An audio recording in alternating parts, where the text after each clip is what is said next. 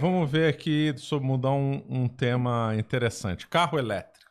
Você é favorável, é contra? Como é que você vê isso daí? Então, eu troquei meu carro há pouco tempo, meu carro é 100% a combustão. Né? Assim, o carro elétrico, eu acho até que ele é um futuro. Mas a gente não tá pronto aí. É a primeira vez, acho que na história da humanidade, que eu vejo uma tecnologia sendo tão forçada. Tá? Então, você tá criando leis e tal. Lembra quando surgiu, por exemplo, o DVD? Lembro, Lembra que a gente assistia em VHS antes. Lembro, cara. Era as fitonas de VHS. Você lembra como foi rápido? Que você foi na locadora, você foi num mês cheio de VHS. Aí no outro mês você foi, não tinha mais VHS, era só DVD. Só DVD. Você lembra como a mudança foi rápida? Foi rápido. Teve que ter alguma lei te obrigando a comprar DVD? Não. Teve que ter alguma lei? Foi tudo espontâneo. Proibido VHS? A tecnologia mudou e acabou. O pessoal se adaptou. Se a tecnologia é boa, não precisa ter lei pra você utilizar ela. Você utiliza porque ela é boa, porque ela é melhor, tá? Essa tecnologia tá sendo forçada. Ela tem um monte de problemas, essa tecnologia do carro elétrico. A começar pelo peso do carro. O carro já é uma coisa meio complicada.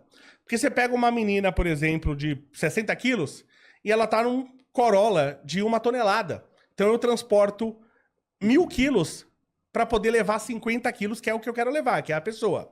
Então o carro normal ele já tem um problema de a quantidade do trabalho. Né? Você fez física, trabalho é energia, a gente fala isso na física, na engenharia, né? Então a energia relacionada àquele trabalho que você quer fazer, que você tem que fazer um trabalho muito maior do que o necessário. Os carros elétricos, eles são muito mais pesados. Então já tem um problema que a energia envolvida já é muito maior. Isso causa um monte de outros problemas. Tá? Ele é mais pesado quanto? Pelo você menos... pegar um Corolla combustão e um Corolla elétrico. Um Tela costuma ser 1 tonelada mais pesada que um Corolla. Tá? É normal você ter 800 quilos de bateria no carro. 800 quilos de normal, bateria? Tá? Você tem 800 quilos de bateria. Muito pesado. Qual é o problema? Você tá sentado em cima dessa bateria. Já viu uma bateria dessa pegar fogo? Diz que tem uns sistemas altamente sofisticados para impedir que pega fogo. Pelo menos essa é a propaganda. Não tô falando que eu acredito. Sim. Eu não gosto de carro elétrico. Realmente hoje ele tá muito mais seguro, mas muito mais seguro. Tá? Até pouco tempo atrás era normal você ir dos Estados Unidos e ver estacionamento que não aceitava carro elétrico. Justamente porque eles pegavam fogo. Né? Aliás, vi um estudo hoje, foi publicado esse mês tal, falando sobre o número de acidentes com patinetes elétricos que triplicou. Entre 2019 e 2022, o número de acidentes... Claro, você também tá vendendo muito mais. Né? Vende muito tem mais, outros fatores e tal, aumenta. mas você tem vários riscos. Eu publiquei esse vídeo, um vídeo de um cara que morreu, tá? Isso eu tenho até um amigo que ele faz a mesma coisa. Eu tenho um amigo que ele tem quase uma bicicleta, um patiné, não, entre uma bicicleta e uma motinha, e um scooter. Então, ele vai pro trabalho, que é 5 km da casa dele, ele vai pro trabalho, que é aquela scooterzinha, e ele volta. E aí ele para na garagem, aí ele pega a bateria, tira a bateria do scooter e leva pro apartamento dele. Lá ele deixa carregando, no outro dia ele sai de novo. Eu vi um cara desse, tá gravado isso, o cara tá lá pega a bateria da bicicletinha dele e entra no elevador pra subir. E a bateria pega fogo dentro do elevador. Esse cara morre. Morre na hora. Nossa, que tragédia. Tá? Você já se queimou com... Você deve ter se queimado, sei lá, no fogão. Já, normal. Já, normal. Você já se queimou com pólvora? Não. Não? É muito pior do que a queimadura que você tem ali no fogo. Mas muito pior, tá? Porque você tem um calor muito maior envolvido ali e tal. A queimadura do fogo, da combustão desse tipo de bateria... Não é um fogo qualquer, tá? Você não vai escapar. Fora os gases emitidos, que é muito provável até que esse cara morreu por causa dos gases ali já. Então é uma coisa que você tem vários perigos, tá? Se o seu carro pegar fogo, talvez você não tenha, provavelmente você não tenha tempo nem de tirar seus filhos do banco de trás. Se o carro desse pegar fogo. Então tem uma questão de segurança, que eu já não quero. Tem uma questão de autonomia, que eu já não quero. Eu não quero chegar em casa, né, à noite, com o meu carro descarregado. Por exemplo, eu ter que carregar e daqui meia hora... Alguém tem um problema de saúde, eu preciso levar para o hospital e eu não tenho bateria. Então eu não quero essa falta de autonomia, eu já não quero. Esses 800 quilos que você tem de bateria, ele tá no chão, embaixo de você. Ele joga o centro de massa do seu carro lá para baixo. Fala, pô, é ótimo para estabilidade. É ótimo, daria mais estabilidade, melhor na curva. Legal. E quando você bate num guarda-reio? Com 800 quilos embaixo da altura do guarda-reio.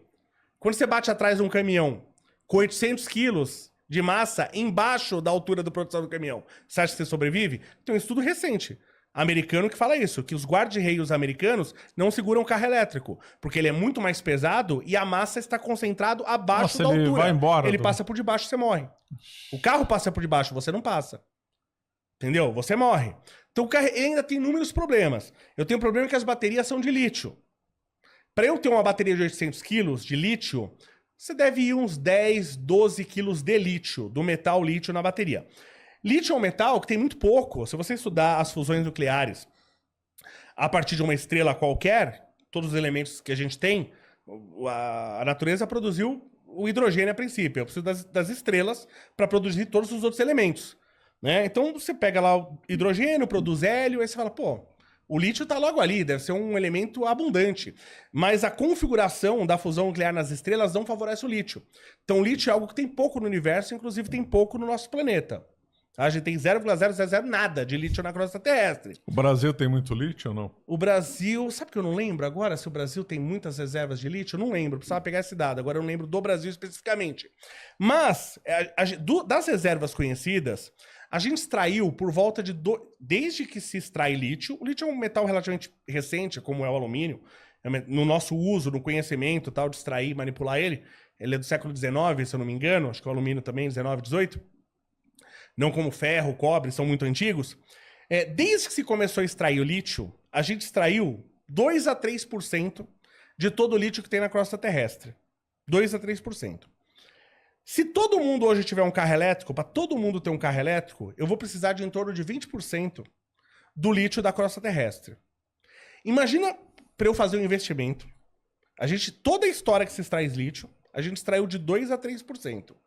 Imagina um investimento para eu extrair agora, rápido, em poucos anos, 10 vezes mais do que todo o lítio que foi extraído na história da extração do lítio. Seria um investimento gigantesco. O problema é que aí eu extraio esse 20%, aí sobra o quê? Os outros 80%. Sobra mais, eu divido em 5 partes, sobra mais 4 partes do lítio para eu retirar. Para eu retirar mais 4 partes, esse investimento não se paga. O investimento que eu fiz para extrair... Eu faço investimento numa extração de ouro para eu ficar extraindo ouro 20, 30, 40 anos. Aí eu vou fazer um investimento para extrair 20% e só tenho agora os outros 80%, esse investimento já nem se paga. Tá? Então eu tenho um monte de problema pela quantidade de lítio que eu tenho que ir para outras tecnologias. O carro elétrico, este carro elétrico que tem hoje, para mim não é a solução. A gente tem outras baterias vindo aí, à base de óxido de nióbio e tal. Vai ser uma outra geração de carros elétricos. Com a fusão nuclear, quando a gente tiver a fusão nuclear, eu acho que o carro elétrico vai ser a solução. Nós estamos perto da fusão nuclear controlada ou não? Então não dá para saber muito bem. A gente faz fusão nuclear. A gente consegue fazer. O problema é que a gente gasta... Eu gasto mais energia do que ele me devolve. Então aí não dá. Então não é viável. A energia nuclear, é bem difícil extrair, é bem difícil você conseguir fazer energia nuclear, porque você precisa dar muita energia. Tá? Eu preciso chegar a 150, eu preciso ter lá, sei lá, deutério, trítio lá, que é isótopos, né? E aí você tem que chegar a 150 milhões de graus Celsius. Aí você fala, pô, não precisa tudo isso, né? Porque no núcleo do Sol não tem essa temperatura e lá eu consigo fazer a fusão nuclear de hidrogênio e hélio. Concordo. Aí eu falo, o pessoal não entende as variáveis envolvidas no processo. É a mesma história, por exemplo, da gente procurar água em outros planetas.